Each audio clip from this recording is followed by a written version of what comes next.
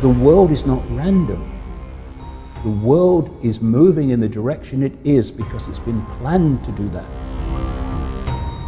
These entities operate in the unseen, overwhelmingly in the unseen. They want to control the information that people receive. One of the greatest forms of mind control, repetition, repetition, repetition. This is extremely dangerous to our democracy. This is extremely dangerous to our democracy. This is extremely dangerous to our democracy. This is extremely dangerous to our democracy. This is extremely dangerous to our democracy. If you want people to have a certain perception of a world event, the world in general, of who we are and the nature of reality, then control what people receive and then control their perception. Once they've got your perceptions, they've got you. Trump is the equivalent of a Hollywood actor on the movie screen. While we are focusing on this minutiae of Trump, anti-Trump, left, right, and all this nonsense that we get caught into, Silicon Valley is becoming the center of global control.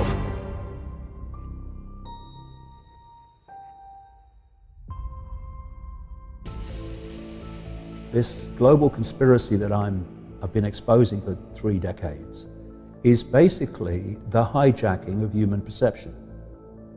Because if there's a few of you, and compared with the target population of 7.5 billion, something like that now, the number of people in full knowledge of what they're doing is tiny. Hundreds, thousands. Thousands maximum. At the core, hundreds at the core. At the core of the core, even less. And the rest of the structure is fiercely compartmentalized. So people are daily different parts of this global web structure playing a part in pushing the world in the direction I'm talking about, to this centralized world dictatorship, without realizing that's what they're doing. It's a tiny, tiny number. So given the mathematics, you can't physically control your target population. There's not enough of you. Yes, you can do it through people in uniform, which is manipulating the target population to police the target population, but you can't do it en masse. What you need to do is control the perceptions of the population, because perception is everything. Perception dictates what you believe, what you don't believe, what you'll challenge, what you won't challenge, what you'll accept, you won't accept, support, everything. Once they've got your perceptions, they've got you, and they've got your life, and they've got the collective perception, they have humanity.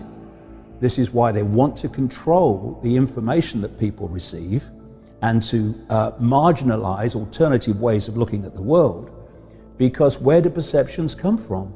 They come from information received.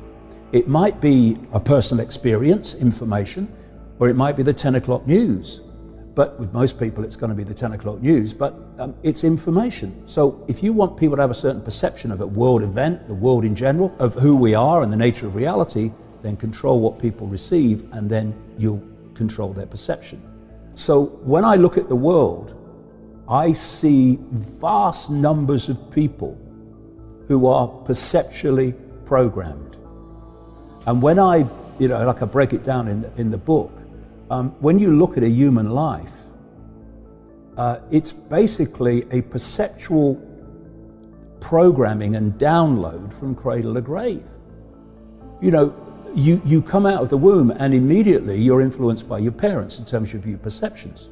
And they're not being malevolent, most of the time anyway, the vast majority, but they've been through the system you're about to go through, the process you're about to go through. They've bought it, accepted it as normal, accepted the crazy place to be sane, and therefore out of wanting to do right for you, they'll pass those perceptions on to you. And then, take a deep breath, take a step back, look at it again. When you think about it, Brian, you come out of the womb, and within 4 years, you've only just got here.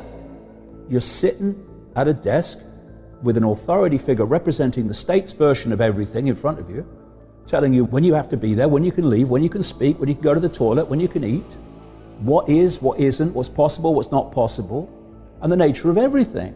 And this goes on all the way through your formative years, into higher education, if that's where you go.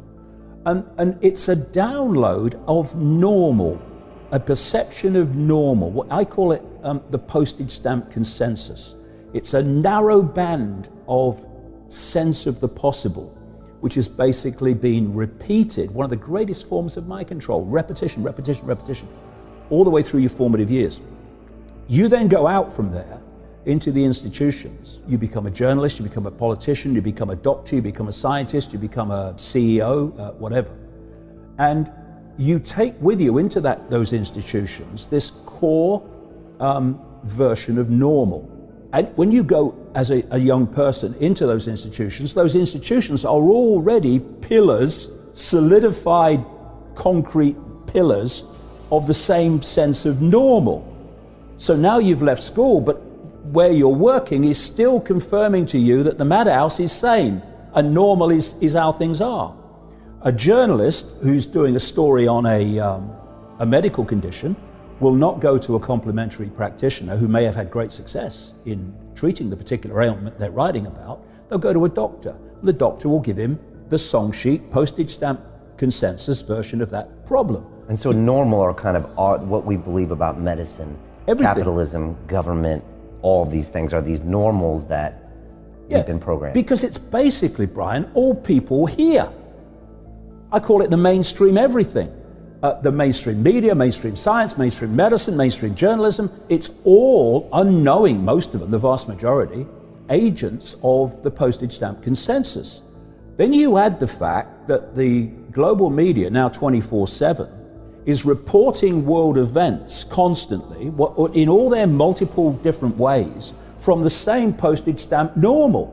So, people like me who left the postage stamp a long time ago and it passed over the horizon a long time ago, we're crazy, not by breaking down what we're saying, but by reflex action, because that's not normal, that's not on the postage stamp. Then you look at politics, and we've got a choice between left, right, and center, what's called the political class. That's very, very true, political class, but I would call it something else. It's the postage stamp consensus political class, because the left in politics is on the left of the postage stamp, the center somewhere in the center, and the right's on the right of the postage stamp. But they're all on the postage stamp, still coming from this perception of normal that is about, use another analogy, about the size of a pea. It's the illusion of choice. Yeah, exactly. Then you have peer pressure, because all those people who, the vast majority, have accepted this download of normal, with the blinkers on, I have no problem with that.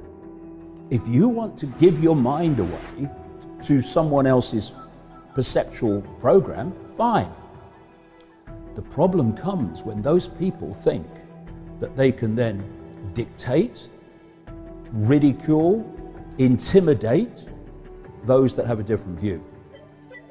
Because that's psychological fascism for me. Up to this point, they have manipulated human perception by manipulating the information people receive. The plan is to go beyond that, where they are the perception. And what I'm talking about, of course, is artificial intelligence, which brings us back to the devil's playground, Silicon Valley. Because that is increasingly the center. In the shadows is where it's coming from. But in terms of the world that you can see, Silicon Valley is becoming the center of global control.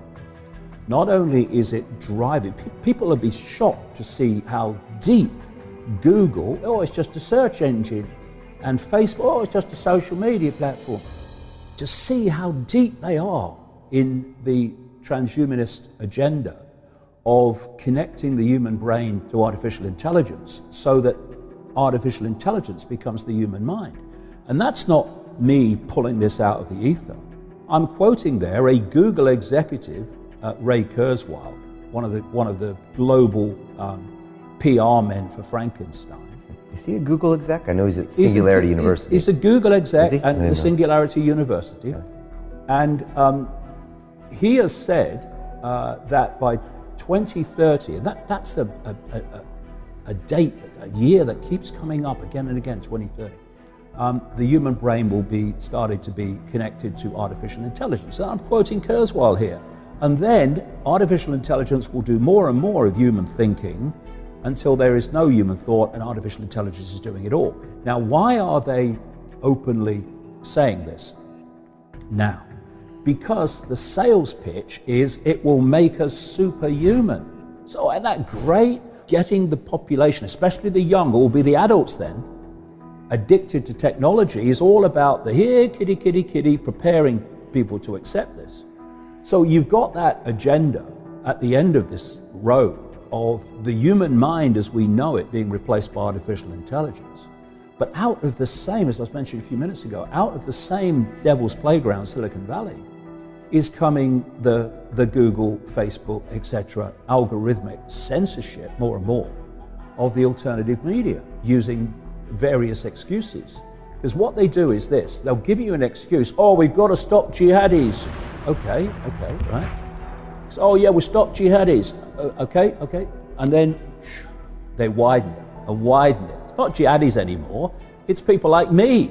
It's and other people that are questioning the official narrative, and they pull them in. So the alternative media is under tremendous pressure now and suppression because it's challenging the narrative, and that changes perception. Change perception, you change the world.